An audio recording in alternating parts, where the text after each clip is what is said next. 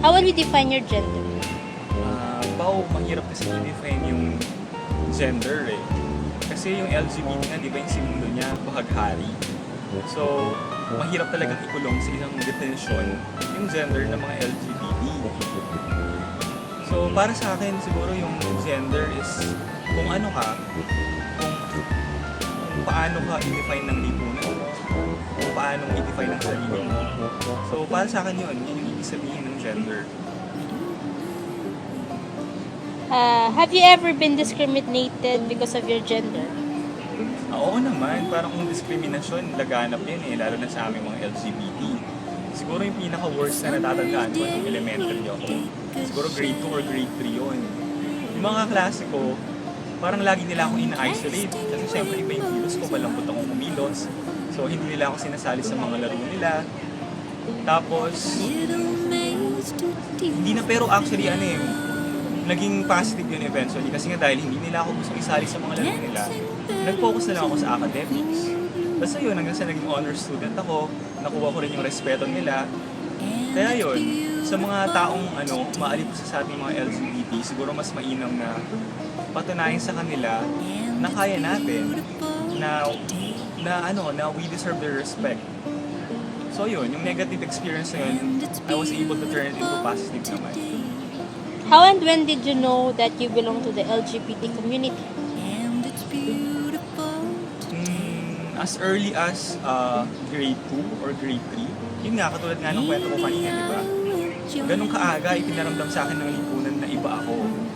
Na hindi ako normal na lalaki, hindi ako normal na babae, ganyan. So, as early as elementary, alam ko kaiba ako. Is your gender a hindrance to serve our country or community? A hindrance to do what?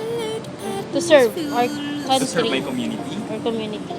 Actually, wala naman naging hadlang. Kasi nga, bilang isang member ng LGBT, parang dahil inaalimos na kami, may diskriminasyon, parang mas naging masigasig na patunayan na meron kami sa lipunan. So siguro isa rin yung sa dahilan kung bakit sa napakaagang, halimbawa high school pa lang ako, student leader na ako. Dahil gusto kong mapatunayan sa kanila na ganito ako, LGBT ako, pero may magagawa ako sa lipunan na maaaring masigit pa sa magagawa ng isang normal na babae at lalaki. So hindi naman siya nakahadlang para maglingkod ako sa komunidad na kinabibilangan ko. Do you know some LGBTs that were known nationally or internationally? Who are they and what have they contributed to our country? Okay. Ako naman kasi di ba kilala mo naman ako, hindi ako mahilig sa mga personalidad. Pero siguro kung pipili ako nationally, si Boy Abunda. Kasi parang binago niya yung pananaw ng mga Pilipino sa isang bakla sa media na dating binabatok-batukan, nagpapatawa lang, puro kababawan lang ang ginagawa. Pero si Boy Abunda, respetado, di ba? Kapag nagsalita siya, kaya niyang i-convince yung buong sambayanan. Pero yun nga, ang sa akin lang, huwag tayong tumutok dun sa mga personalidad. Parang sa bawat bahay, maraming LGBT dyan na nagtataguyod. Nagpapaaral ng mga kapatid, tumutulong sa mga komunidad na mahihirap. So masasabi kong kaming mga LGBT, marami kaming maiambag at kaya pang maiambag sa lipunang Pilipino. Katulad na lang halimbawa ngayon, kung aaralin natin, karaniwan ng mga lider estudyante sa UP ay kabilang sa LGBT. So hindi talaga natin maikakaila na kami, mga LGBT ay kayang maiambag sa lipunan. So huwag tayong mag-focus sa personalidad Kasi yun, sikat sila, di ba? Pero yung mga simpleng LGBT lamang ay, bahagi talaga ng pagtatatag ng isang matibay at makulat na bansa.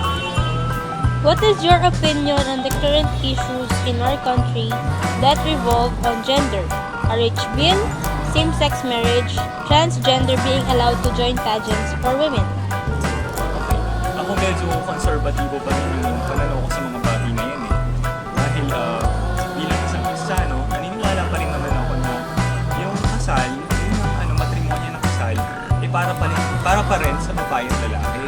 Pero ako siguro gusto kong magsulong ng isang batas kung saan kami mga LGBT at kung may partner mo kami ay magkaroon ng karapatan halimbawa sa benepisyo, yung sa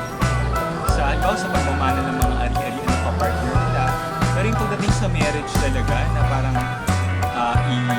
ituturing na kayo bilang mag-asawa. Nasa konserbatibong side pa rin ako eh. Kasi hanggang ngayon hindi pa rin naman ako kumbensado na yung kapwa, parang lalaki sa lalaki, babae sa babae, ay kayang magtaguyod ng isang pamilya. Parang ayoko, kung ako magkakaroon ako ng anak, ayoko pagkalitan yung anak ko ng tsansa na magkaroon siya ng makilalang nanay, ganun, diba? Yung nanay na normal. Parang gusto kong bigyan ng normal na pagkakataon yung anak ko na lumaki sila sa isang normal na pamilya. And lastly, how do you think the media affects or influence the gender of our country? Okay, syempre yung media, di ba? Pag sinabi natin media, yan yung salamin ng lipunan. So, meron silang kakayahang i-mold yung paniniwala ng mga tao. Katulad ng halimbawa ng mga 70s or 80s, di ba? Ang karaniwang role ng mga bakla sa movies, sa TV show, ay yung mga nagpapatawa lang, hinabot ng patuman, hindi respetado. Pero yun, eventually yung media naman nag-evolve siya, di ba? Nagkaroon tayo ng pagkakunda at marami pang ibang personalidad na kabilang sa LGBT na ngayon ay respetado, ginagalang. So, kaya hindi rin nakapagtaka na sa paglipas ng panahon, tumataas din naman yung level ng kamulatan ng mga tao tungkol sa LGBT. Unti-unti, yung diskriminasyon na nararanasan dati ay hindi na rin naman kasing lala ng mga diskriminasyon na nararanasan ngayon. So yun, naniniwala ako na napakalaking papel ang gagampanan ng media para imulat ang sambayanan kung ano ba talaga ang ibig sabihin ng isang LGBT at kung ano yung kaya namin gawin sa lipunan. Okay. Thank you.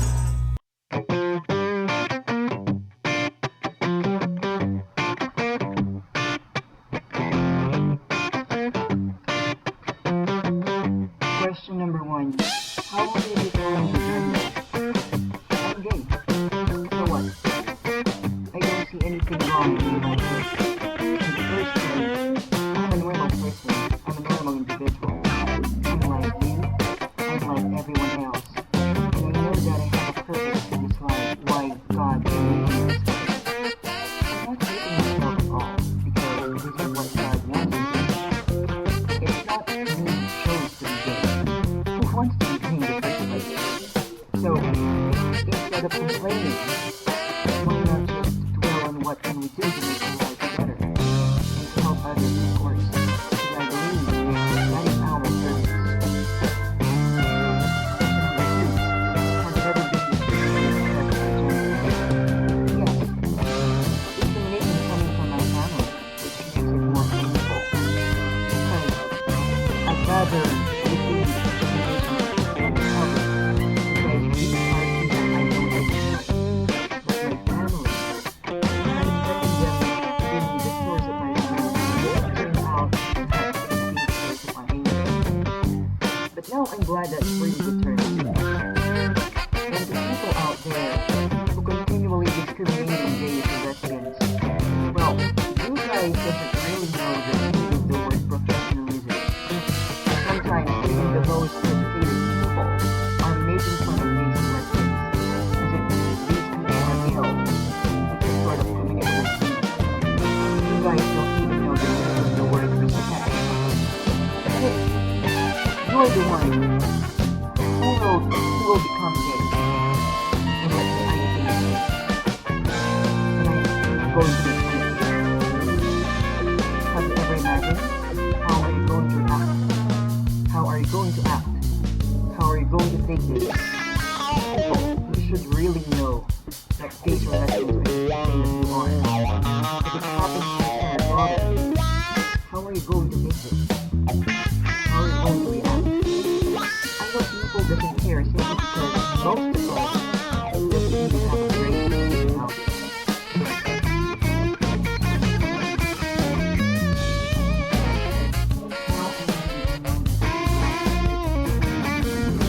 When I was 21 years old, I realized that I thought, the feelings for women had stopped and were very Again, I know what's right, what is wrong. I have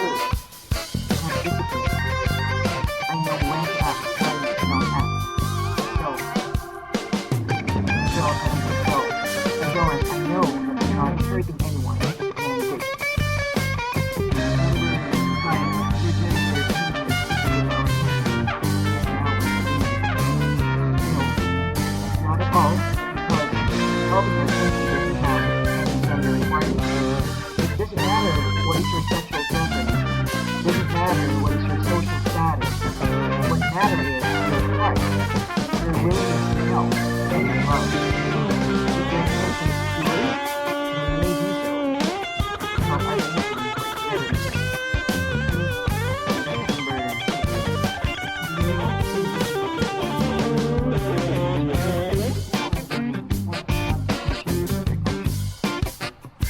Well, I know Boy Abuna is publicly known as gay, and his contributions may not be mostly material things, but what is powerful to him is his words. It gives some sort of light, some sort of hope and wisdom to his viewers. I'm sure there are a lot of gays and lesbians out there who doesn't have the courage to show themselves, and I'm not blaming them for doing so, because maybe they're just protecting their images. Number 7. What is your opinion on the current issues in our country that revolves on gender, like RH bill, same-sex marriage, transgender being allowed to join pageants for women? We all have different point of views, and I really respect each of your point of views about this. But for me, regarding RH bill, I am pro RH bill because RH bill is not about killing lives. It's not about abortion. People should understand before making your own opinion about this. RH bill is just a simple prevention of egg cell and sperm cells to meet halfway.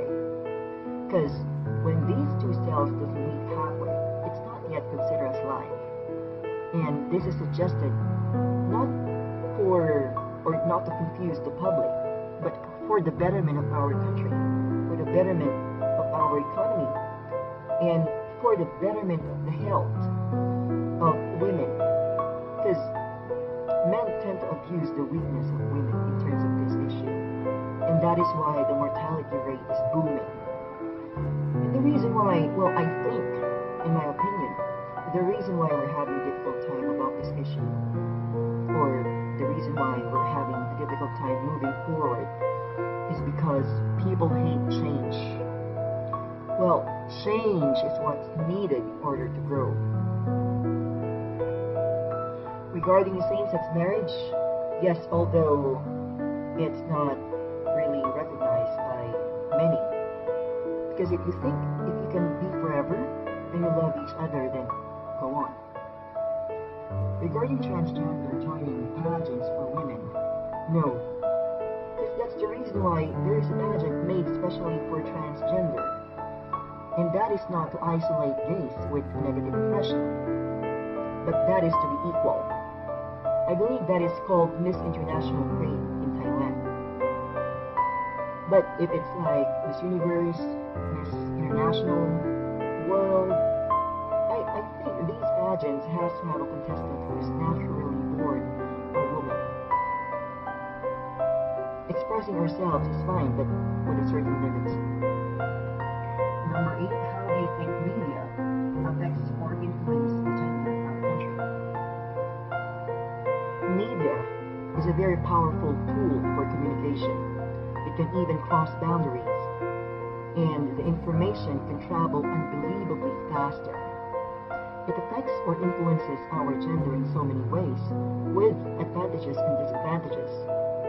Through media, someone can meet a person infected with HIV. Through media, someone can be killed because of its limitless capabilities. But the ending is, through media, the solutions for our problems with regard to these issues is highly anticipated. Through media, we can get a lot of information as to how we can avoid crimes, cruelties, and helps us to be aware of what is happening to our surrounding. So, of course, we'll be able to know how to act.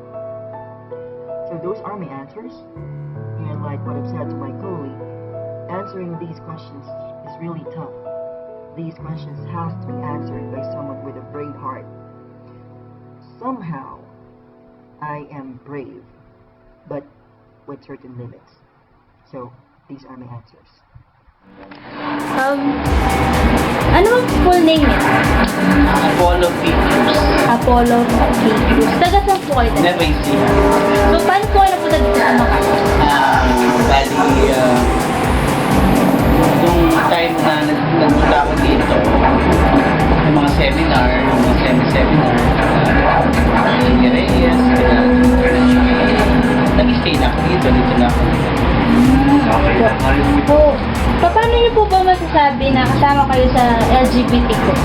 Or lesbian, gay, bisexual? Kasi, kaya, syempre, siguro sa itsura ko naman, siguro, kahit sino naman, sa namin. Syempre, bilang isang gay, meron din akong dito sa mga ginagawa natin. Meron din gusto din sa ginagawa natin. So, ibig niyo po sabihin, hindi po porket sinabi ng kasama sa LGBT is lahat is nagiging united sila sa Hindi. So, meron na po ba kayo nasalihan nun na programa ng LGBT? Wala na sumasama.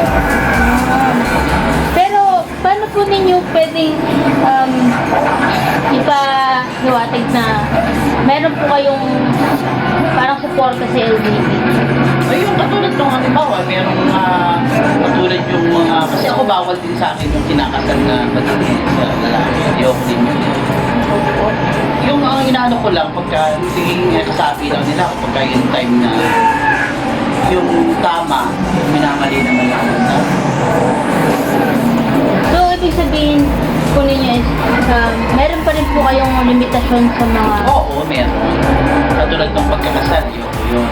Ano pa po yung mga... Kasi labag sa labag sa ng Diyos yung kakasal sa kapwa lalaki. Ano pa po?